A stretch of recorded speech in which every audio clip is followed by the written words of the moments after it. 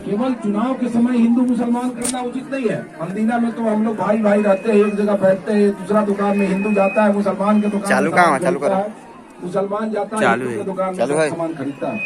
होली में हम हिंदू समाज के लोग मुसलमान को बुलाते हैं, मुसलमान लोग बकरीद ईद में हमको बुलाते हैं। आप भी जाते होंगे, जो इष्ट मित्र आपका होगा।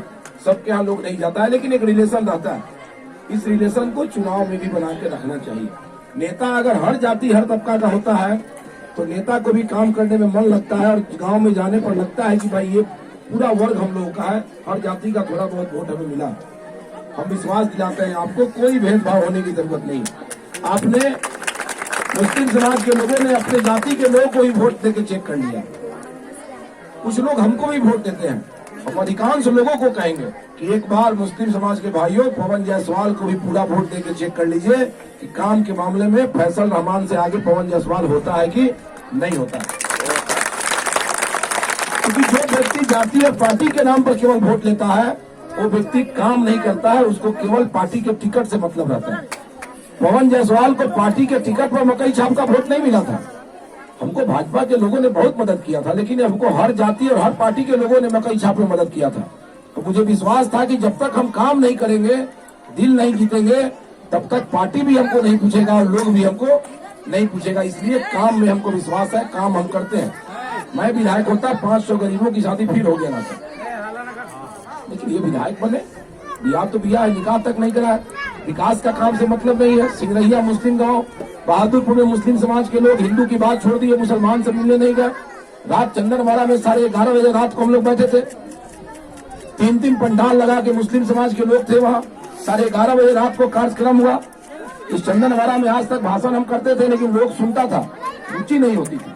आज उसी चंदनवाड़ा में 2000 लोग 11:30 बजे रात तक जमा था भाषण सुनने के लिए। मेरा पड़ोस का गाँव है चंदनवाड़ा, मेरे पड़ोस का गाँव है पर्री, मेरे पड़ोस का गाँव है कुशवाहा हरवानी। आप जाके पता कर लीजिए। मुस्लिम समाज के लोगों को ये महसूस हुआ है कि जात के नाम पर फैसल रहमान ने धोखा दिया वोट लेके। उसको पार्टी और जाति से मतलब रहता है वोट के टाइम में, अंदीना में मतलब नहीं रहता है। अंदीना में सब जाति और सभी लोगों से पवन जायसवाल का मतलब रहता है। मैंने ये साबित किया। मनोज सिंह को वोट मिल सकता है, लाल बाबू यादव जी को वोट मिल सकता है मुस्लिम समाज का, लक्ष्मी यादव जी को मिल सकता है, तो पवन जायसवाल को मुस्लिम समाज का वोट क्यों नहीं मिल सकता है? भाई साहब, मैंने भी काम किया। हम अगर चंदन करते हैं तो हिंदू है, चंदन करते हैं। आप मुस्लिम समाज के लोग हैं, नमाज पढ़ते हैं, मंदिर में पूजा करते हैं। दोनों आदमी का धर्म अलग अलग है, अपने अपने धर्म को मानते हैं, लेकिन हम लोग दूसरे के धर्म पर उंगली नहीं उठाते हैं। लोग मेरे बारे में जानता है। हम आपके भी धर्म का सम्मान करते हैं, आपको हमारे धर्म का भी सम्मान करना चाहिए। और आप वकील चुनने जा रहे हैं, कुटुंब चुनने नहीं जा रहा है हिंदू मुसलमान भाइयों। और वकील का कोई जाति और पार्टी नहीं होता। और हम जिस पार्टी से आते हैं, मोदी जी की पार्टी से, नीतीश कुमार जी के गठबंधन से, इन लोगों के बारे में बोलने में दिन भर लग जाएगा, अध्याय समाप्त होने वाला नहीं है। मोदी जी ने इस देश में ऐसा कोई योजना नहीं चलाया जिससे केवल एक जाति के लोग को फायदा होता हो। जनधन का खाता खुला, हिंदू मुसलमान दोनों का खुला। गैस का कनेक्शन मिला, दोनों को मिला। कोरोना में रुपया गया, दोनों को गया।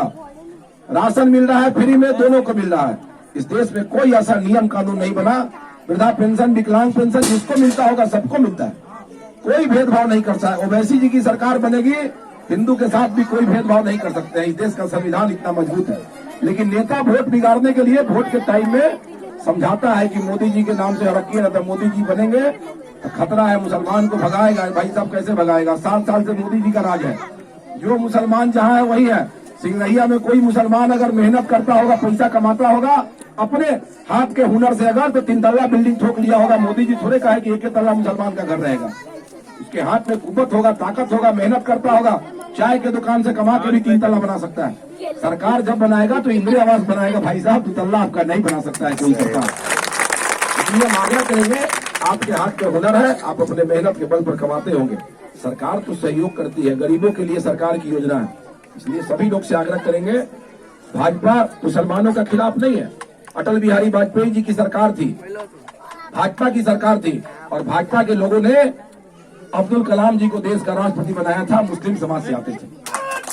कांग्रेस के लोगों ने मुसलमान के देश का राष्ट्रपति नहीं बनाया था। भाजपा की सरकार में अटल बिहारी वाजपेयी जी ने बनाया था, वो राष्ट्रभक्त थे। राष्ट्रभक्तों का सम्मान भाजपा में है, इसलिए हम सभी लोग को कहेंगे जो लोग गुमराह करते हैं उसका जवाब दे दीजिए कि आप अगर मुसलमान के नाम पर वोट मांगने आते हैं भाई साहब, तब 5 साल आप कहाँ थे? मुसलमान लोग के फेरा में तो नहीं पड़े थे आप तो जीत के गए तो गायब हो गए। पवन जायसवाल तो मुजवानी आए तो रोड बनवा दिए, मस्जिद की तरफ रोड जाती है, गांव के लोग को दिक्कत है, कीचड़ लगता है, सब गांव में तो नहीं कर सकते थे, लेकिन चूंकि हिंदू मुसलमान दोनों का है तो मैंने कहा कि चलिए भाई कोई मेरी पत्नी अध्यक्ष है, चलिए हो गया, वो पक्का है, काम पास हुआ, बन गया। इसलिए हम सभी लोग से आग्रह करेंगे, काम में हमें विश्वास है। हम बताए थे कि चाहे मुसरिया जाने का रास्ता हो, चाहे बेरिया जाने का रास्ता हो, चाहे अमवा जाने का रास्ता हो, चाहे समनपुर जाने का रास्ता हो, भाई साहब पवन जायसवाल का किया हुआ है, दूसरे किसी नेता का किया हुआ नहीं है। ये गांव में ट्रांसफार्मर मेरा किया हुआ है, मैंने कोई भेदभाव नहीं किया है और आपने आज सम्मान दिया, उसके लिए आपको फिर से बहुत बहुत धन्यवाद देते हैं। और सभी लोग से आग्रह करेंगे इस जोश को बनाए रखिए, आपसी सामंजस्य बना के रखिए। 7 तारीख को वोट होने वाला है, अभी से जितना हमारे पीछे घूम रहे हमारे आगे लोग जोश से, हमारे जाने के बाद रैली में भाग लीजिए और उसके बाद 7 दिन का समय बाकी है, 7 दिन इतने जोश से दूसरा गांव में भी जाके घूमिए।